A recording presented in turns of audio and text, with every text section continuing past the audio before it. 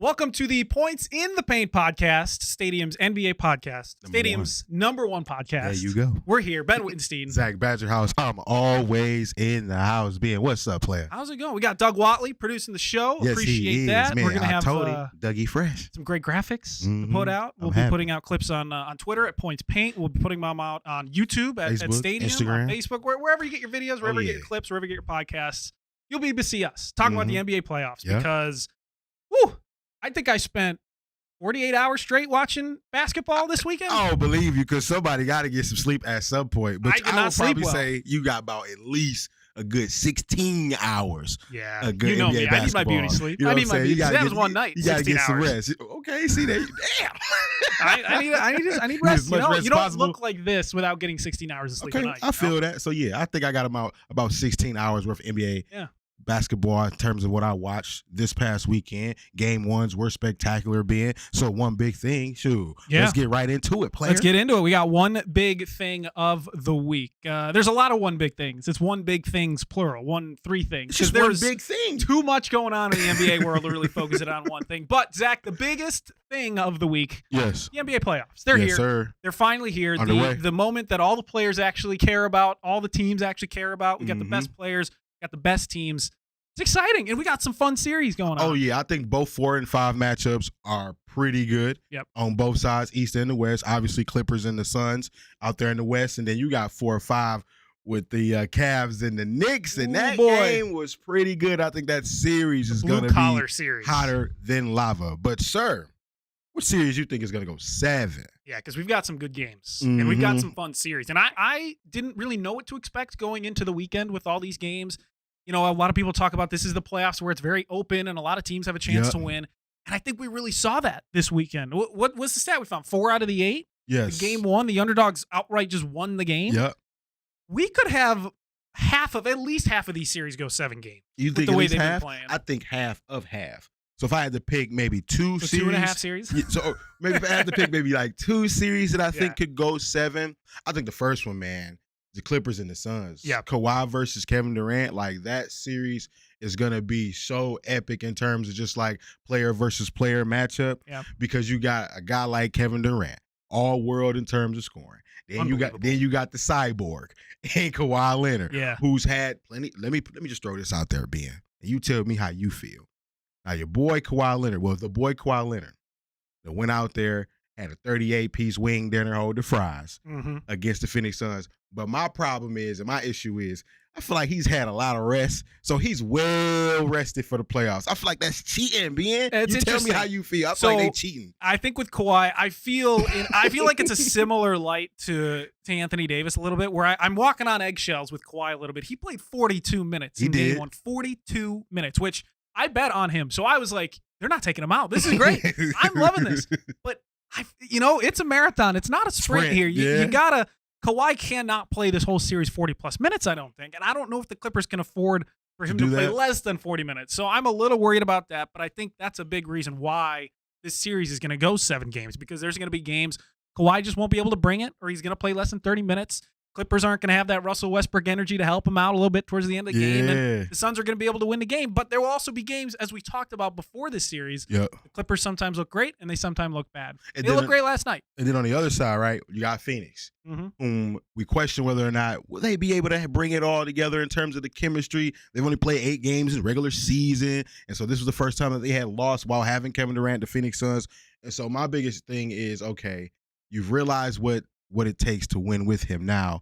So down the stretch of games, are you going to be able to find plays? Because that's one of the things they struggled with in that game in the closing moments, the fourth quarter particularly. They could not find Kevin Durant to get him shots. And so it was really a one-man show with Devin Booker down the stretch of the game trying to get those shots that Kawhi Leonard was making on the other end. He almost took 0 shots in the third quarter. Exactly. I think it was 0 shots. They took him out, and then he came back for like 30 seconds. I think the first quarter and the third quarter, he didn't attempt a shot or didn't have any points or something like that. So you can't have that. You can't have that if you're a Kevin Durant type player, you know what I'm saying, or being Kevin Durant. No, you really can't. So I really do think that Suns-Clippers series could go 7. I think the Knicks and the Cavs can go 7 for sure.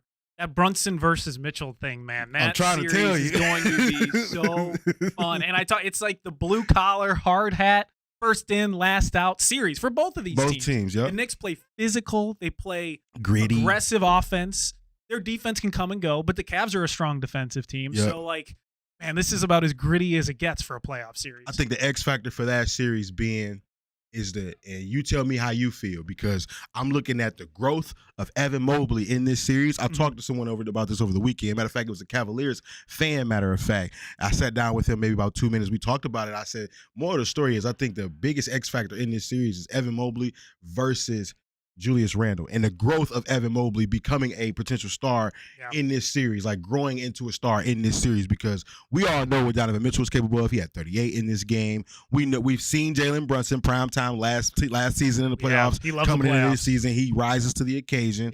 And so when I got all these players, Darius Garland, he's going to need some help guarding Jalen Brunson. I do want to throw that out there, because Jalen Brunson, his shots that he missed, he only missed because he missed the shots, not because they were heavily contested or they forced missed shots. No. So next game, they better key in a little harder on Jalen Brunson for the Knicks, or it's going to be trouble for the Cavs. Hey, can maybe they not put C.D. Osman on Jalen Brunson? All right. I think that is probably step number one. That guy looks like his feet are constantly in concrete. He can't move. He's slow. Brunson is just excited like none other when he sees C.D. Osman on him, because he just blows past him every single time. And Osman was on him in some pretty clutch moments in the game one, and I was like, "What are they doing? Where's this defense?" But I think that came from the fact that they switched off from the original matchup, which was Garland and Garland versus Brunson. I thought Brunson did a good job putting Garland in the post area, getting those fadeaway shots he loves to do in the mid range so much. I thought he did a good job with that. I think he'll make more of those shots next game. I think the other series too that could go 7 is the Kings and the Warriors. I think that's a 7-game series for sure with the way they've been playing. I feel less confident in saying that than the other two, but I definitely think that. I think that's another thing. But this Cavs-Knicks series, man, it's going to be fun. That's going to be a 7-game, hard-fought, insane series that the Cavs need to figure out how their bench is going to play, because their bench has been playing poorly. Yeah, that's true. There's just a lot of different factors. So I think we are in for a very fun first round, and I feel like the past couple of years it's been first round. You kind of are just like, all right, let's get through it. Let's get these teams going into the actual round that matters. Right, the good teams. But this first round's been good. It's been fun. The fact that we have this many games that could go possibly 7 in the series is like, that's great. That's what I love the most. And everybody's talking about, these may be boring series or anything like that. No. Cleveland and New York, that's going to be amazing. We're going to get to Boston and Atlanta, because that one may be the one that maybe you may fall asleep on. Yeah, that could be pretty bad. All right, we have some other things for one big thing. The Nuggets. Your doughy son cruise past the Minnesota Timberwolves, and they look like the Nuggets that are ready for the playoffs. And I think we could probably say for a fact now that their last couple weeks of the season was a little fool's gold. Coasting. Yeah, they were a little coasting. Okay. They got the number 1 seed. That's true. Didn't want to get anyone hurt. Jokic, that guy needs a breather after what he did during the season. Majority of the season, the team needs to get healthy. Jamal Murray needs to get back to his shooting self, which it looks like he is. So I think the Nuggets, we have to start taking seriously. A little bit. I agree with you with that halfway. My biggest issue is on the other side. I thought about this on the way to work today, man, and y'all help me out. Minnesota Timberwolves have 2 7-footers, correct? They have 2 7-footers, right?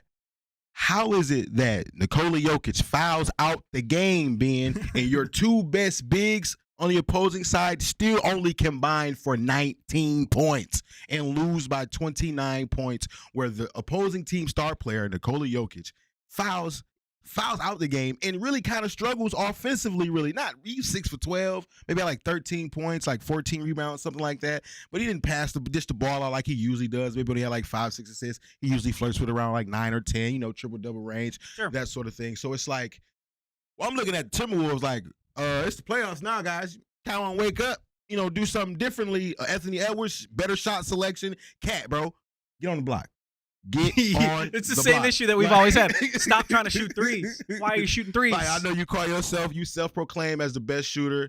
As you say, you're the best big man Maybe shooter. Maybe in 2K, he plays constantly the video games, not in real life. He's won a 3-point shootout. I give him that. Great. I can win a 3-point shootout. All right.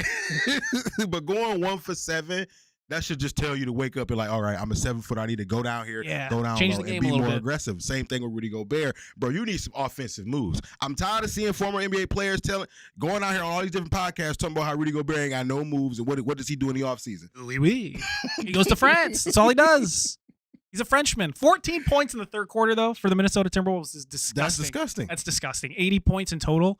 You have teams scoring 80 points in 3 quarters. 2023. Yeah, if this was 2004, they would have blown the team. It would have been 80 to 55. You know they would have won big like, time. That's crazy. No, yeah, 80 points in 2023 NBA playoffs is completely unacceptable, especially 14 in the third quarter. When you have 2 7-footers like that, come on. I mean, that's the Rudy Gobert experience, though. You got nice, tall Rudy Gobert, sometimes plays good defense. Then you got frustrating Rudy Gobert that makes you want to punch him in the middle of the game. You think this is a sweep? I think this might be a sweep. I think so. If I had to put a confidence level on all the matchups that we have in the playoffs, I would say that out of 10 out of 10, this series right here would be a sweep. Yes. See, I know we thought the Celtics might be a sweep, and I still think the Celtics is going to be a sweep. But I think we did overlook this one. I think we were, because you look at the Nuggets going into the playoffs, they were struggling a bit. Yes, 8 of 10. I think they were 8 and 10.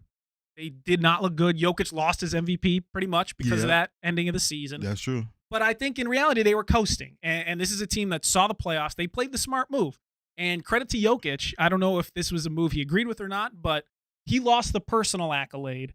But I think he gains the rest. He gains the team getting healthy. He gains the team just kind of sitting and coasting until the playoffs start, which I think is important for a team like the Nuggets, who seemingly have health issues sometimes. They get tired pretty quickly. I think it was a smart move for the team, and we'll see if history really suggests that it was, if they make the finals and they look good and they stay healthy. But you got to credit Jokic. He put away the MVP, the personal accolades. He said, all right, we're just going to coast the last couple of weeks. You got to respect that. And then we're going to get Embiid winning the MVP. So seemingly everyone wins. Yeah, seemingly everybody wins. I like that. Now, this is what we don't like. Yeah. What's the worry? What are we worried about? There's a lot to be worried about. It is. A lot of different things. A lot of things that shook up in this first round already, and it's only been one game for all these series. Yep. Injuries. Already being crazy in the playoffs. I mean, we already knew last week that Paul George may not return for the whole series.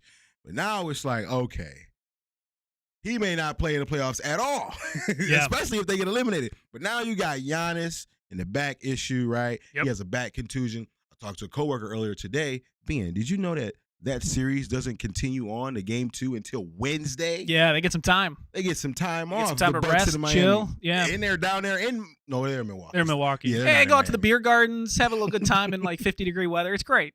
Great off-season things. So that's going to give time for Giannis to get his back, real rested and get it right, get the treatment that he needs for this next game. Yes.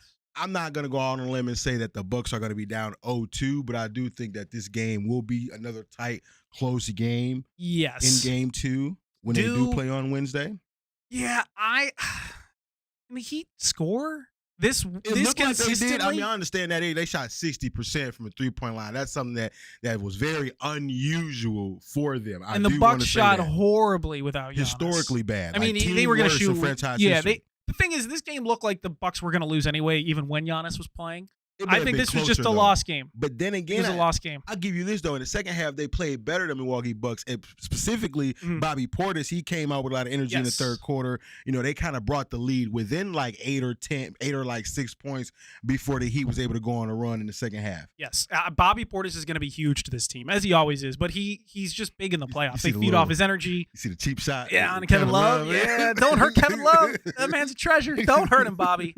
That was like, come on. I was like, come on, Bobby. I was a little. I didn't really like that. You can see how he punched Mirotic when he was on the Bulls. Like, you can see how that went down very easily with that guy. I just think he's very important energy wise, and I think also Chris Middleton, he almost had a quiet 30-plus points. Yeah, 33, I think. Yeah, 33. Yeah, 33 quiet. I think he needs to step up and be. If they're not going to be without Giannis, it's got to be the Chris Middleton show. It has to be. He's the all-star. And he's, like you said, he's the all-star. He's the one with the 33 points. I'm looking at Jrue Holiday, too, though. It's like, okay, you're dishing out, all the assists. He had like 15 or 16 assists in the game. I need you to be a little more aggressive offensively. Hit his threes. And take better shots. I think the timing of his threes probably could have been a little better, especially early in the shot clock. I think he took a lot of shots early in the shot clock, especially like coming down on like fast break opportunities. They were trying to basically come back into the game at a fast pace, and it didn't kind of work out for them. That's kind of how they fell behind a little bit more in that third quarter when I was watching. And so I need my boy Jrue Holiday to kind of step it up on offensive end because everyone is. They just got to make shots. Butler can't be out here one-man show. 11 assists, 35 points. Like, they can't do that. And I'm looking at Bam Adebayo too, Ben. I'm gonna say this: can you do it again? No, he's not going to do it. Bam, I'm not gonna lie. Bam cost me some money over the weekend because I took the under. Like, he got to show me. Yeah, that was my thought process. Is Jimmy and Bam Adebayo, they got to show me they can get it done on the road in terms of individual performances, and they did. All right, the other thing we're worried about, we're worried about the injuries in the playoffs. That's like the big overall worry. Now we have Ja out with a hand injury. Wrist injury. It didn't look good. Did you see the way it folded? I didn't want to watch. I don't know. I was eating and I got a little queasy watching that. It wasn't really nice. I didn't like that. But he may miss out on the whole series. He may miss the whole series. It may not be a game or two. Yeah. From what it sounds like. I mean, that's what it sounds. So now I'm looking at you. All right. You can look at me. You can look at me all you want to. The Lakers. The tables turned. The tables turned. Dougie Fresh. Oh, how the tables turned. Ja Morant's going to be out. Mm-hmm. He's going to be out. Hey, listen. If he's out, the Lakers are probably going to win. When we talked about it last week, it was all on the health of who? Anthony Davis. And he went out, came back in, and he dominated. Hey, Doug, check this out. Let me tell you something real fast. So I'm working, right? This past weekend, I get a text message from Ben, and it's like, guess who's not in the game? Well, look who's out. I guess you got to go to the locker room. Anthony Davis. Anthony Davis got to go to the locker room. Glass. His arm was stiff. He told the coaches he can't even move his arm. Go to the locker room. We come back. We do our thing. We ball. We good. It's okay. Everything. Part of me thinks he's just a kind of a weenie. Like right when he gets hurt, he's like, this hurts way more than it probably should. He's like, and then he's like, okay, wait, no, I'm a man up here. I'm okay. Paul Pierce treatment. Part of me kind of thinks that. Yeah, I think it's kind of that. It's like, please carry me off this court. I can't move my arm. And then they get back. They're like, dude, you're fine. Stop. What are you doing? Figure it out. Take a deep breath. You're good. So do you think without Ja Morant, or they gave him a little shotty shot? How far can the series go without Ja? I think the Lakers. Because remember we talked about it before, right? I mean, is Rui Hachimura going to keep hitting threes like that constantly? Is Austin Reeves going to keep doing what he's doing? AR-15 getting paid. Yeah, $50 million. I need the 50. He said he want the 50. He probably got to get the 50. The $50 million. Yeah, he got to get the $50 million. That's 4 fair. years, $50 million. I would give it to him. That's no fair. problem. Look how well he's playing. Yeah, he's playing well. Listen, I think it should be a fun series. Without Ja, it's the Lakers to lose. Yep. It really is. They're not going to have Steven Adams. Yeah. They're not going to have Ja Morant. Brandon Clark. Not going to have Brandon Clark. They're missing a lot more pieces than people are paying attention to. And I think they need to take advantage of it. That's what the Lakers need to take advantage of, for sure. And I think they will. We own around 2. I can smell it in the water, baby. I just want you to know that. Brown. Hey, Lakers are coming, I guess. Anthony Davis, they are coming, sir.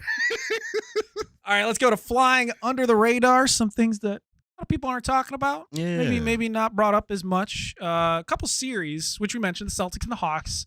I think there's a reason people aren't bringing it up. Yeah. It's the Celtics to dominate. As Hawks Nate are trash. Said, that's going to be the NBA TV non-national broadcast playoff. That should be like the old Olympics thing where they play it on a delay. They don't even show it live. They're like, all right, here's the game from last night. Jason and Jalen Steele, though. Those are incredible talents over there in Boston. Ice Trader Gang. It's Ice Trader Gang, so they're going to play well. But I think being out of those two series, I think the one that's more interesting than what people give credit for is the Philly in the Brooklyn one. Yeah. Bro, Mikal Bridges going to play. He going to go out there and I thought the Nets were going to make more of a game in game one. Okay. For whatever reason, they seemed like they were just done halfway through the game. They're like, we're not going to win this. He was going back and forth with Harden. I saw back and forth period, you know what I'm saying, throughout the game. Yeah. He was trying. He had like 31, I believe. He needs some help, though. I think Spencer Dinwiddie was in his own head after that conversation via Twitter with Kyle Kuzma. We got to bleep about it if I'm going to say what he called him. But it was a great nickname. It was a great nickname. This is a children's show. This families are watching, so I won't say it. It's disrespectful, but that was a great nickname. Is the Cavs and the Knicks a low-key series? It's low-key probably the best series, I think, out of all the series in the first round. Think so? The matchup being, that's how I look at it, because it's like you got Garland versus Brunson, and then you have Mitchell at times versus Brunson, so that's going to be great. The bench play of the Knicks, I do want to mention that.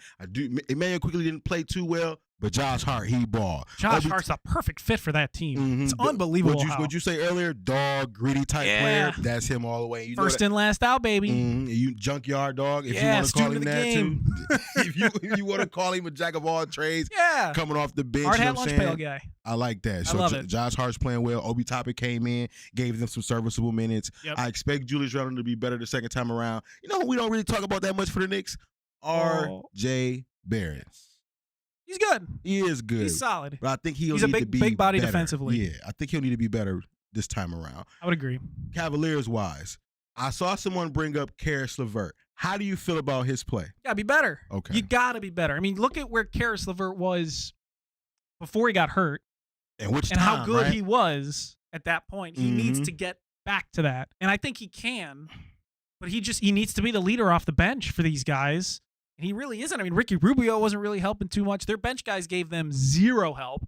Now that wasn't their only issue. You know, right. they had to rebound the ball. Right. You gotta hand on the ball after it gets up. I mean, that was a huge issue. But they need help from their bench, and they weren't getting it. It was 37-14, I believe. The Knicks bench outscored the Cavs bench in that game one. Yeah. So, yeah, you're absolutely right. They got to get some more help. It can't just be, okay, Donnie, go get 40, and we'll see what happens at the end of the game. So it can't be that scenario. No, it can't do that. They're not going to win a series in the long term.